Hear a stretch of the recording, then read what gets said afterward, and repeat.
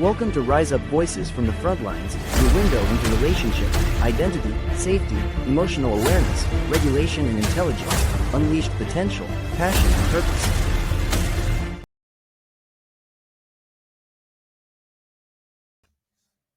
Welcome back to Rise Up Voices from the Front Lines. This is a trauma-informed leadership series episode, and I'm Krista Fee. Today, we're diving into something that most leaders eventually face but rarely talk about: the crisis of leadership identity. When the ground shakes beneath you. It's the moment when who you thought you were collides with reality. When the titles fade, when the mission falters, when the applause dies down, and you're left asking, who am I now? Some call it burnout. Some call it a midlife crisis.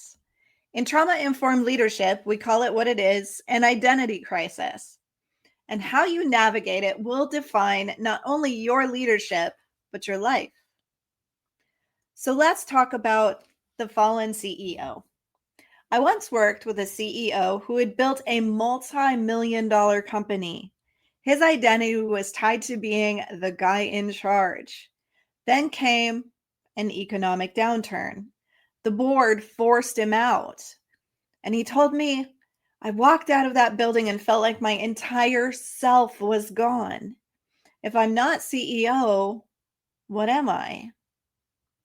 That's the crisis of leadership identity. It's not just about losing a job. It's about losing the sense of self that you've wrapped around that job. So let's talk about why leaders hit identity crisis. Leaders face identity crisis for so many reasons: transitions, retirement, demotion, career change, or leaving service, trauma, failure, betrayal, public scandal, loss, and over-identification. When leader becomes your only identity, everything else fades. And unhealed wounds. Filling a void. Losing it reopens that wound. An identity crisis happen when external roles shift, but internal anchors are weak. So let's dive into the neuroscience of why it feels like collapse. From a brain perspective, identity is stability. The self-concept is tied to memory networks, meaning systems, and safety cues.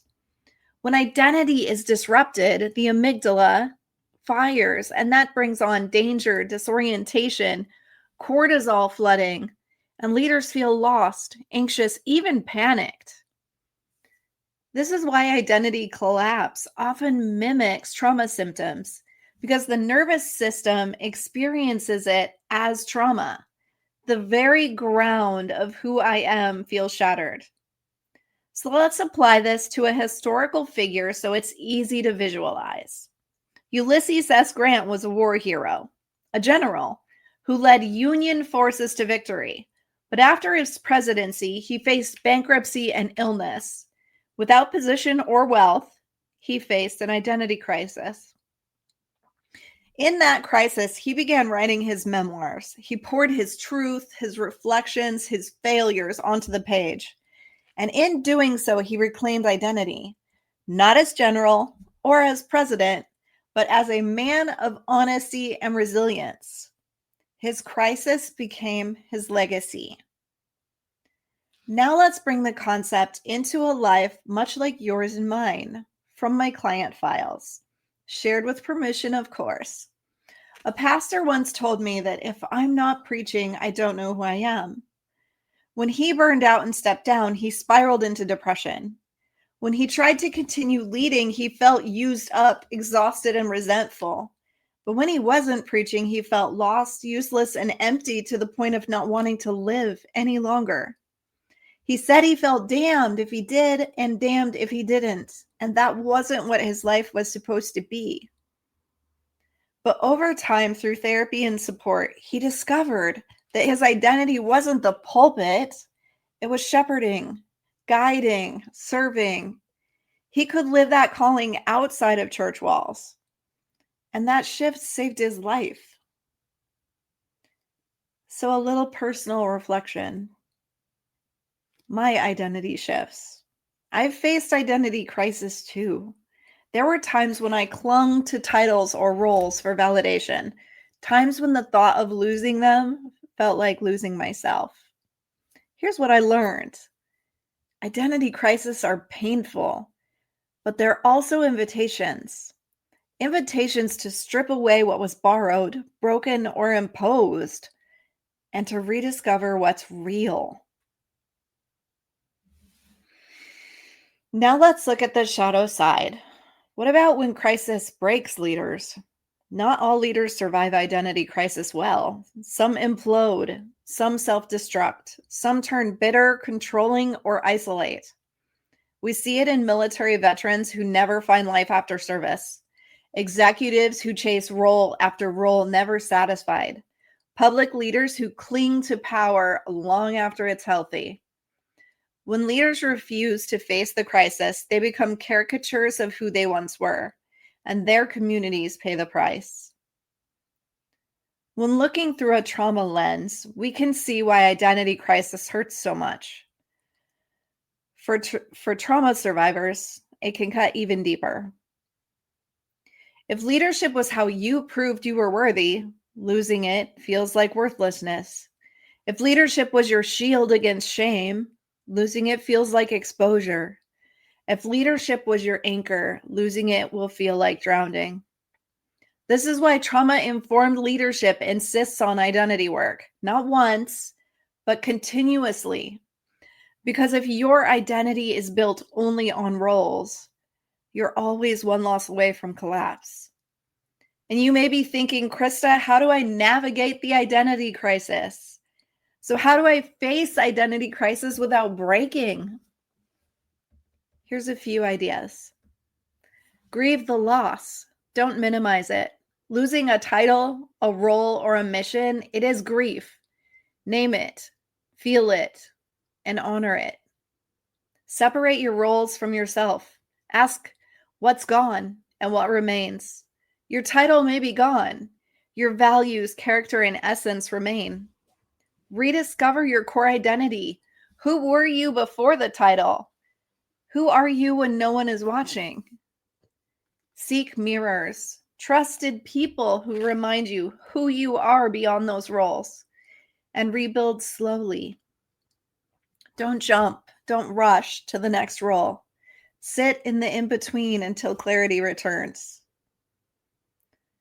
Let's expand the neuroscience one step deeper into post-traumatic growth. Here's the good news. Crisis can lead to growth. Neuroscience calls it post-traumatic growth, the rewiring of the brain after adversity to find deeper meaning, resilience, and clarity.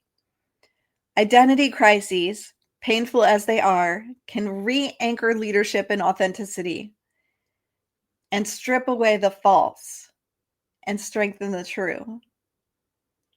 I want to tell you another story of a nurse who found herself again. A nurse I worked with had to leave the profession after a back injury. She told me, I feel useless. Nursing was my whole life. But in her healing process, she realized her identity wasn't actually nurse, it was caregiver. She began working in advocacy and support roles. And she told me, for the first time, I know who I am, not just what I do. Her crisis became her awakening. So here are some reflection questions to help you go deeper into self-awareness. Where is my identity tied too tightly to a role or title? What loss or transition has shaken my sense of self? What values, purposes, or truths remain, even if every title is gone? Using the crisis as a compass reset. Here's a truth I invite you to explore. Identity crises are brutal. They shake us to our core. They strip away certainty, but they are also clarifying. They force us to ask the questions we avoid. They remind us that titles end, applause fades, roles change, but core identity, values, purpose, integrity remains. If you're in an identity crisis right now, you're not broken.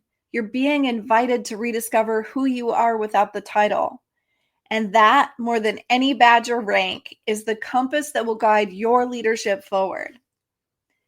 Thank you for joining me today on Rise Up Voices from the Frontlines, Trauma-Informed Leadership Series. If this episode speaks to you, share it forward, because the strongest leaders aren't the ones who never face crisis. They're the ones who rise from it with a truer sense of who they are. If you would like to join us in the Rise Up Trauma-Informed Leadership course and community, or schedule your own organizational training, schedule your free one-on-one consultation with me using the link in the show description. I can't wait to walk with you as you rise up out of the ashes of your experiences and lead and live your life on fire. Become a Rise Up Hero sponsor to provide mental wellness and crisis response resources for those who serve country and community. Join us in the Rise Up movement today.